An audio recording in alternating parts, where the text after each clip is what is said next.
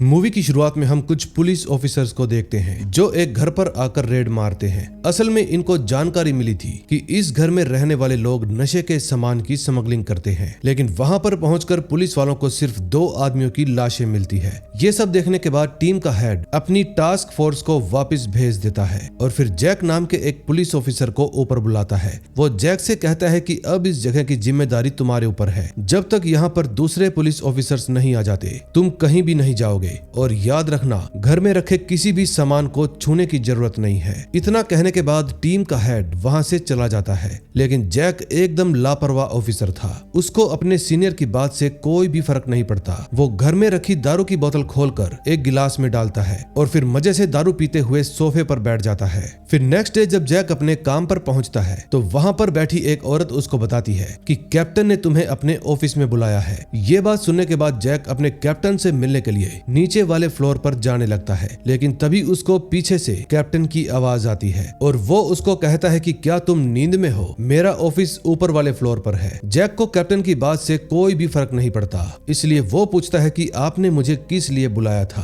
फिर कैप्टन जवाब देता है कि मैं तुम्हें एक फाइल दे रहा हूँ। इस फाइल में जिस कैदी का नाम लिखा है तुम उसे 1 घंटे के अंदर अंदर जेल से बाहर निकालकर सीधा सेंटर स्ट्रीट ले जाओगे, क्योंकि आज एक केस के सिलसिले में उस कैदी को ग्रैंड जूरी के सामने पेश होना है। फिर जैक उसको कहता है कि मैं अपनी नाइट ड्यूटी खत्म करके आया हूँ, आखिर मुझे ये काम क्यों दिया जा रहा है। फिर कैप्टन उसको बताता है कि हमारे बाकी के ऑफिसर्स इस वक्त किसी न किसी जगह पर फंसे हुए हैं, इसलिए ये काम तुम्हें ही करना पड़ेगा। जैक के पास अब कोई दूसरा रास्ता नहीं था, इसलिए वो कैप्टन की बात मान लेता है। अगले सीन में हम उसको जेल के अंदर देखते हैं। वो एक रजिस्टर में एंट्री करके बंकर नाम के कैदी को बाहर निकलवा लेता है। फिर वो तीनों कार में बैठकर कोर्ट की तरफ जाने लगते हैं। रास्ते में बहुत सारा ट्रैफिक था, इसलिए बंकर जैक से कहता है कि तुम्हारी कार में पुलिस का सायरन लगा है, उसको बजाओ, सब लोग अपने आप रास्ते से हट जाएंगे। बंकर की बातें सुनकर जैक को कोई भी फर्क नहीं पड़ता। फिर थोड़ी दूर जाने के बाद जैक अपनी कार को साइड में लगाता है और फिर दारू खरीदने के लिए एक दुकान में चला जाता है। जब वो दारू खरीद रहा था तो बाहर उसकी कार के पास एक वैन आकर रुकती है और उसमें से एक आदमी बाहर निकल कर आता है, जिसके बाद वो बंकर से कहता है कि तुम कार का शीशा नीचे करो, लेकिन बंकर उसकी बात नहीं मानता।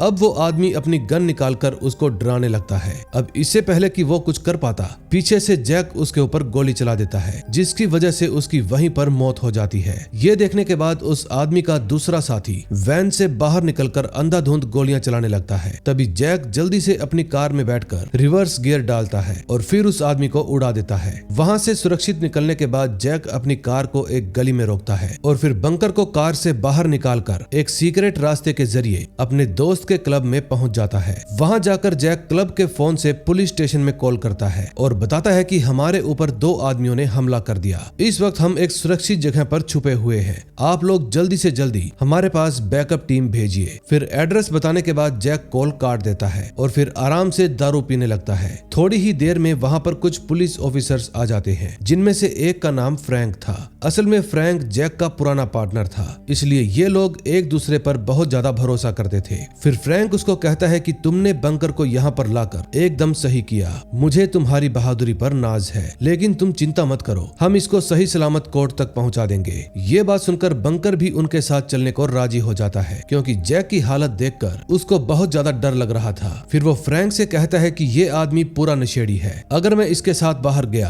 तो पक्का मेरी मौत हो जाएगी। लेकिन जैक कहता है कि तुम लोग बिल्कुल भी चिंता मत करो, मैं बंकर को एकदम सही सलामत कोर्ट में पहुंचा दूंगा। लेकिन फ्रैंक उसको समझाता है कि बंकर हमारे साथी जेरी के खिलाफ गवाही देने वाला है, अगर इसकी गवाही ने जेरी के गुनाहों को सच साबित कर दिया तो हम लोग भी मुसीबत में पड़ जाएंगे, क्योंकि जेरी अपने साथ साथ हम सब को भी ले डूबेगा। मैं जानता हूँ हम सब ने कभी न कभी अपने करियर में कोई न कोई गलत काम जरूर किया है, लेकिन जेरी की वजह से मैं अपनी लाइफ बर्बाद नहीं होने दूंगा। और इतना कहने के बाद फ्रैंक जैक की गन ले लेता है और फिर उसके ऊपर से जैक के फिंगरप्रिंट्स हटा देता है। फिर फ्रैंक के साथी जबरदस्ती उस गन को बंकर के हाथ में थमाकर एक गोली चला देते हैं। तभी फ्रैंक जैक को कहता है कि अब मेरी बात ध्यान से सुनो, मैं अपनी रिपोर्ट में बताऊंगा कि कुछ गुंडों ने तुम्हारे ऊपर हमला किया और उस वक्त बंकर ने तुम्हारी गन छीनकर तुम्हें अपना होस्टेज बना लिया। जब हम दोनों क्राइम सीन पर पहुंचे तो बंकर बहुत ज्यादा गुस्से में था। फिर तुम्हारी जान बचाने के लिए हमें ना चाहते हुए भी बंकर को शूट करना पड़ा। इस रिपोर्ट से पुलिस डिपार्टमेंट हम सब पर भरोसा करेगा और हम जेरी वाले मामले से भी बाहर निकल जाएंगे। थे। अब जैसे ही फ्रैंक के साथी बंकर को मारने वाले थे, जैक अपनी दूसरी गन से उनके एक साथी पर हमला कर देता है और फिर फ्रैंक पर गन तानते हुए कहता है, कुछ भी हो जाए मैं बंकर को एकदम सही सलामत कोर्ट पहुंचा कर रहूंगा। फिर इतना कहते ही जैक बंकर के साथ क्लब से भाग जाता है। फिर उसके जाने के बाद फ्रैंक सभी को कहता है कि जैक ने एक पुलिस वाले पर गोली चलाई है। अब इस इल्जाम में हम उसको आसानी से अरेस्ट कर सकते हैं। अगले सीन में हम जैक को देखते हैं। वो बंकर से पूछता है कि तुम्हारे पास जेरी के खिलाफ क्या सबूत है। फिर बंकर जवाब देता है कि मैंने उसको अपने घर के पास वाली गली में देखा था। वो एक बच्चे के मुंह में गन डालकर उसको बोल रहा था कि अगर तुमने किसी को कुछ भी बताया तो मैं तुम्हारी माँ को जान से मार डालूंगा। ये सारी बातें सुनकर जैक कहता है, तुम्हारा नसीब एकदम बेकार है क्योंकि तुम न्यूयॉर्क शहर के सबसे खतरनाक पुलिस वाले के खिलाफ गवाही देने जा रहे हो। दूसरी तरफ फ्रैंक अपने साथियों से कहता है कि हम सब अच्छे से जानते हैं कि जैक बंकर को 10 बजे से पहले कोर्ट पहुंचाना चाहता है। तुम सभी लोग कोर्ट के आसपास वाले एरिया में फैल जाओ और जहां भी जैक दिखे तुरंत उसको पकड़ लेना। अगले सीन में हम बंकर को देखते हैं। वो जैक को कहता है कि तुमने मेरी जान बचाने के लिए अब तक जो कुछ भी किया है मैं उसके लिए तुम्हारा शुक्रगुजार हूँ, लेकिन मुझे नहीं लगता कि तुम 10 बजे से पहले मुझे कोर्ट तक पहुंचा पाओगे क्योंकि इस वक्त तुम पूरी तरह से नशे में हो। फिर जैक कहता है कि मुझे अच्छे से पता है मैं क्या कर रहा हूँ, तुम बस अपना मुंह बंद रखो। फिर थोड़ी देर बाद जैक बंकर को लेकर अपनी बहन के घर पर पहुंच जाता है और फिर वहां से अपनी दूसरी गन निकालकर उसमें बुलेट्स लोड कर लेता है। तभी बंकर उससे पूछता है कि मैं तो तुम्हें ठीक से जानता भी नहीं, आखिर तुमने मेरे जैसे अनजान आदमी के लिए अपनी जान जोखिम में क्यों डाली। ये बात सुनकर जैक कोई भी जवाब नहीं देता। वहीं दूसरी तरफ फ्रैंक का साथी रॉबर्ट उनके घर तक पहुंच गया था। वो अपनी गन निकालकर बहुत ही सावधानी से अंदर आता है, लेकिन जैक को इस बात की भनक पहले से ही लग चुकी थी, इसलिए वो आसानी से रॉबर्ट को बंदी बना लेता है। फिर जब जैक उसकी जेब से फोन निकालने लगता है तो मौका मिलते ही बंकर घर से भाग जाता है। फिर ये पता चलने के बाद जैक भी तुरंत उसको ढूंढना शुरू कर देता है। तभी थोड़ी देर बाद उसके फोन पर फ्रैंक का फोन आता है। वो जैक को कहता है कि मैं जानता हूँ बंकर तुम्हें चकमा देकर भाग गया है, अब वो तुम्हारे हाथ कभी नहीं आएगा, इसलिए तुम अपने घर वापस चले जाओ, मेरी टीम उसको ढूंढ कर खत्म कर देगी। ये बात सुनकर जैक फोन काट देता है और फिर दोबारा बंकर को ढूंढने लगता है। कुछ देर बाद एक सबवे स्टेशन पर जैक को बंकर मिल जाता है। फिर वो उससे पूछता है कि तुम मेरी इजाजत के बिना घर से भागे क्यों। फिर बंकर जवाब देता है, देखो भाई, मुझे तुम पर बिल्कुल भी भरोसा नहीं है, अगर मैं तुम्हारे साथ रहूंगा तो कभी भी मेरी जान जा सकती है, तुम चिंता मत करो, मैं खुद ही कोर्ट पहुंच जाऊंगा। फिर जैक गुस्से में कहता है कि तुम पागल हो गए हो, अगर मैं नशे की हालत में तुम्हें इतनी आसानी से ढूंढ सकता हूँ तो वो लोग तो पूरे होश में हैं, इसलिए वो अपनी पूरी टीम के साथ तुम्हें कुछ ही देर में ढूंढ निकालेंगे। अब वो दोनों दोबारा से एक साथ कोर्ट की तरफ जाने लगते हैं। तभी फ्रैंक अपने साथी रॉबर्ट के फोन को ट्रैक करता है जो इस वक्त जैक के पास था। दूसरी तरफ हम फिर से जैक को देखते हैं। वो बंकर से पूछता है कि तुम सुबह से अपने साथ जो बुक लेकर घूम रहे हो आखिर उसमें है क्या। फिर बंकर जवाब देता है कि इस बुक के अंदर मेरा बिजनेस प्लान है, मैंने एक बेकरी खोलने का फैसला किया है, कोर्ट में गवाही देने के बाद मैं हमेशा के लिए आजाद हो जाऊंगा और फिर मैं दूसरे शहर जाकर अपनी बेकरी खोलूंगा। ये बात सुनने के बाद जैक कहता है, तुम एक चोर हो और हमेशा चोर ही रहोगे, लेकिन बंकर उसको समझाता है कि तुम बिल्कुल गलत बोल रहे हो, अगर हम किसी भी काम को पूरा करने के बारे में ठान ले तो बदलाव लाया जा सकता है। जिस दिन मेरी बेकरी खुल जाएगी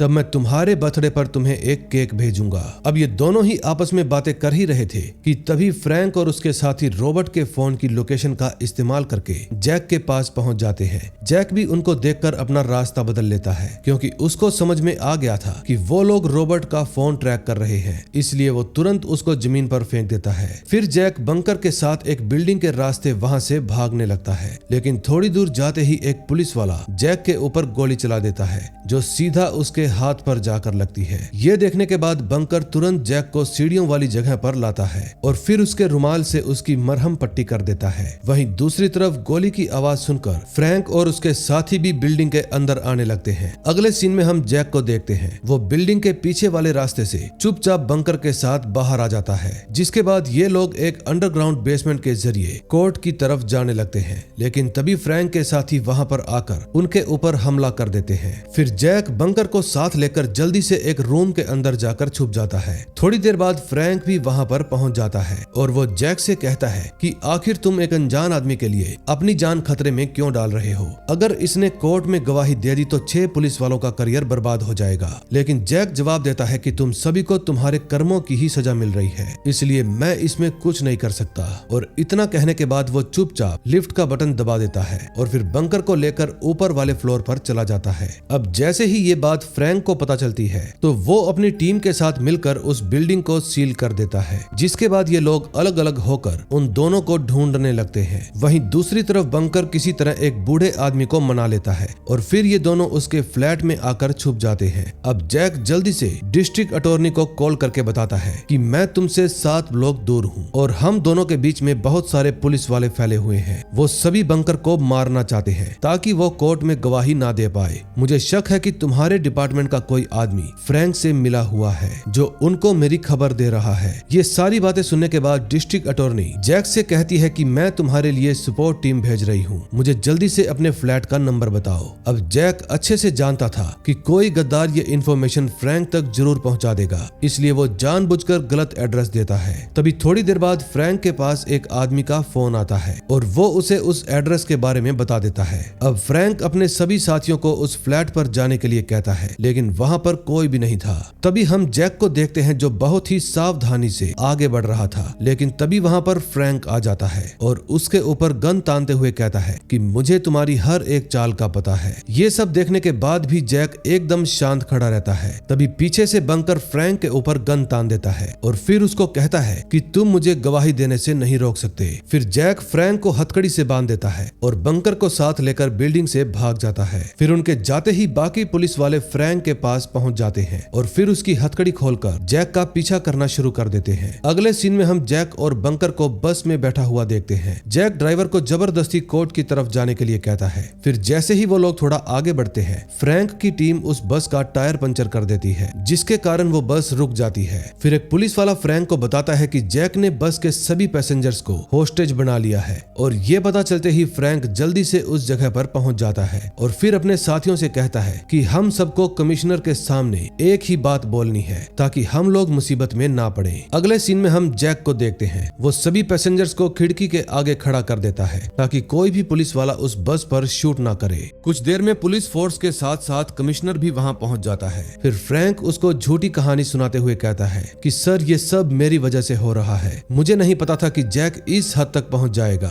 उसने अपना क्राइम छुपाने के लिए बंकर को भी पकड़ लिया। जिस समय ये लोग आपस में बातें कर रहे थे तो जैक पैसेंजर्स के जरिए बस की सभी खिड़कियों पर अखबार चिपकवा देता है ताकि पुलिस वालों को अंदर का कुछ भी दिखाई ना दे। इस मामले से निपटने के लिए पुलिस डिपार्टमेंट से ऑफिसर माइक जैक को समझाता है, मैं तुम्हें फोन देने के लिए आ रहा हूँ क्योंकि डिपार्टमेंट तुमसे कुछ बात करना चाहता है, प्लीज तुम मुझ पर गोली मत चलाना। फिर जैक भी उसकी बात मान जाता है। फोन देखकर माइक वापस अपनी जगह पर आकर जैक से कहता है कि मुझे ये बताओ तुम्हारी बस में कितने लोग हैं। बस में सिर्फ 31 ही लोग थे, लेकिन जैक पुलिस वालों पर प्रेशर बढ़ाने के लिए माइक से कहता है कि बस में पूरे 40 लोग हैं। ये बात सुनकर माइक उसको जवाब देता है कि हमारी स्पेशल फोर्स पूरे ब्लॉक में तैनात है, इसलिए तुम्हारा यहाँ से बचकर निकलना एकदम नामुमकिन है। मेरी बात मानो, तुम चुपचाप सरेंडर कर दो, इसी में तुम्हारी भलाई है। अगले सीन में हम बंकर को देखते हैं जो कि बस में मौजूद सभी लोगों के साथ घुलने मिलने लगा था। फिर वो वहाँ पर बैठी एक छोटी बच्ची को अपनी डायरी में से स्ट्रॉबेरी केक की रेसिपी दिखाता है और बताता है कि मैं जल्दी ही एक बेकरी खोलूंगा क्योंकि मुझे केक बनाना बहुत ही पसंद है।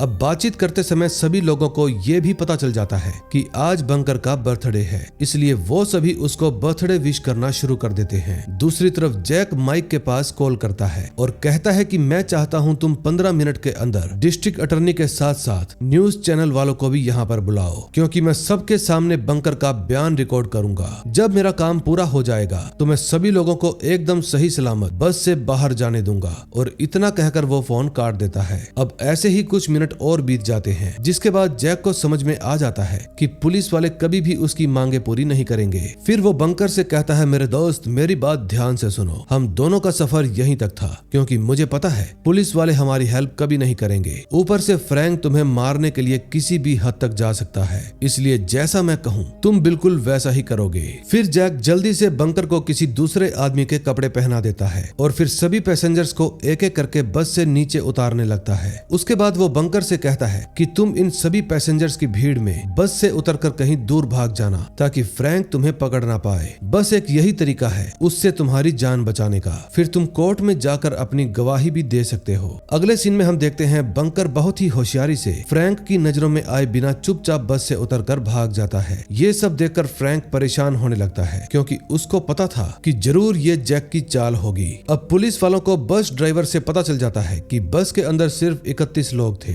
और वो सभी बाहर आ चुके हैं, यानी कि अब जैक वहां पर अकेला ही बचा है। तभी हम जैक को देखते हैं जिसको बस के अंदर एक पैसेंजर का टेप रिकॉर्डर मिलता है। फिर जैक रिकॉर्डर को ऑन करके अपना बयान देते हुए कहता है कि मैं ऑफिसर जैक बोल रहा हूँ, बैच नंबर 227, और ये मेरी आखिरी गवाही है। वहीं दूसरी तरफ हम पुलिस टीम को देखते हैं जो कि अपने हथियार रेडी करके बस की तरफ जाने लगते हैं। तभी वहां पर बंकर पहुंच जाता है और रोड पर चिल्लाते हुए पुलिस वालों को कहता है कि आप में से कोई भी गोली मत चलाना, और इतना कहने के बाद वो बस में वापस आ जाता है। उसको देखकर जैक बहुत ही ज्यादा हैरान हो गया था। फिर वो उसको कहता है कि तुम मुझे जरूर मरवाओगे। फिर जैक जल्दी से बस को स्टार्ट करता है। अब टायर पंक्चर होने के बावजूद भी वो उस बस को ले जाकर एक गली के अंदर फंसा देता है। तभी पुलिस की टीम फौरन वहां पर पहुंच जाती है, लेकिन उनको जैक और बंकर कहीं भी दिखाई नहीं देते। अगले सीन में हम उन दोनों को सड़क पर देखते हैं। वो किसी तरह पुलिस से बचकर भाग आए थे, लेकिन तभी जैक को पता चलता है कि बंकर को एक गोली लग गई है और अब उसकी सांसें धीरे धीरे करके रुकती जा रही हैं। फिर जैक जल्दी से बंकर को एक सुरक्षित जगह पर लाकर लिटा देता है। तभी बंकर उसको बताता है कि कुछ दिनों पहले मेरा दोस्त मोरिस मुझसे मिलने के लिए आया था। उसके पास एक बॉक्स था जिसके अंदर बहुत सारे पैसे थे। उसने मुझे कहा कि मैं वो बॉक्स कुछ देर के लिए अपने पास रख लूं, लेकिन अगले दिन मुझे पता चला कि एक हादसे के दौरान मोरिस की मौत हो गई है। इसलिए मैं बहुत ज्यादा डर गया और मैंने वो पैसों वाला बॉक्स एक सुरक्षित जगह पर जाकर छुपा दिया। फिर जब मैं घर वापस आया तो वहां पर मुझे पुलिस वाले मिले और उन्होंने मुझे गलत इल्जाम में अरेस्ट कर लिया। अब जिस समय ये दोनों आपस में बातें कर रहे थे तभी वहां पर एक एम्बुलेंस आ जाती है जिसके अंदर जैक की बहन डायना मौजूद थी। दरअसल वो एक हॉस्पिटल के अंदर काम करती है। फिर जैक जल्दी से बंकर को एम्बुलेंस में बिठाकर वहां से जाने लगता है। रास्ते में जैक बंकर से पूछता है कि क्या आज सच में तुम्हारा बर्थडे है। फिर वो जवाब देता है कि मैंने उस बच्ची को झूठ बोला था ताकि वो थोड़ा खुश हो जाए। मेरा जन्मदिन कब आता है इस बारे में तो मुझे खुद नहीं पता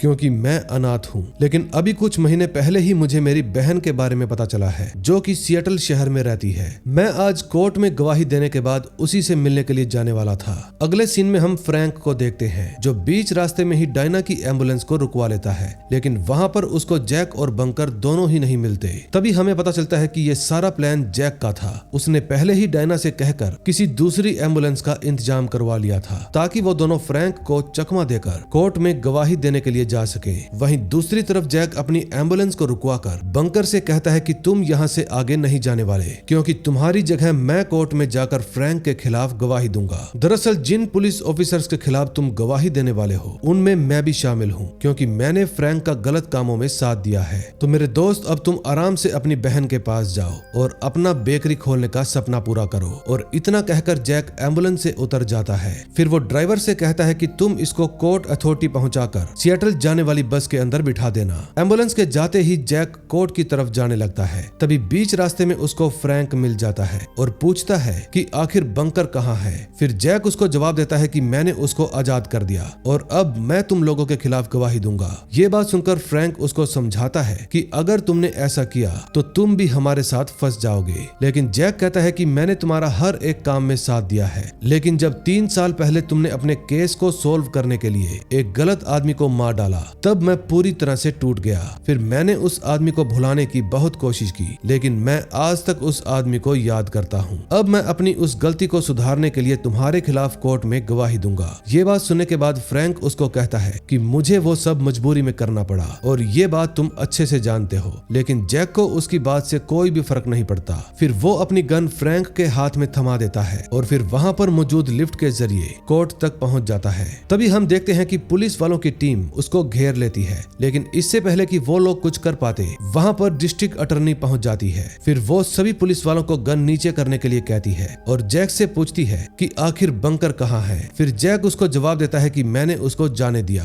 अब उसकी जगह मैं गवाही दूंगा। मेरे पास बहुत सारे सबूत हैं जिनसे ये बात साबित हो जाएगी कि बंकर को जान से मारने की कोशिश की गई थी ताकि वो कोर्ट में गवाही ना दे सके। मेरे पास पुराने केसेस से जुड़े ढेर सारे सबूत भी हैं जिनको सोल्व करने के लिए गलत तरीका अपनाया गया है। उनमें से बहुत सारे ऑफिसर्स के साथ मैं और फ्रैंक भी शामिल थे। अब ये सारी बातें सुनने के बाद डिस्ट्रिक्ट अटॉर्नी उससे पूछती है कि आखिर तुम चाहते क्या हो। फिर जैक जवाब देता है कि मैं चाहता हूँ आप बंकर के ऊपर से सारे चार्जेस पुलिस हटा दो ताकि वो अपनी जिंदगी आराम से जी सके। फिर जैक जब अपनी जेब से टेप रिकॉर्डर निकालता है तो वहाँ पर फ्रैंक का साथी रॉबर्ट आ जाता है और सभी से चिल्लाते हुए कहता है कि जैक के पास गन है, लेकिन वहाँ पर मौजूद स्नाइपर जैक को मारने की बजाय रॉबर्ट को ही शूट कर देता है क्योंकि उसको पता था कि जैक के पास कोई गन नहीं है। फिर वो सभी से कहता है कि अब कोई भी गन नहीं चलाएगा। तभी जैक सबके सामने अपना टेप रिकॉर्डर ऑन करता है जिसमें फ्रैंक की वो सारी बातें रिकॉर्ड थी जो उसने अभी थोड़ी देर पहले जैक से बोली थी।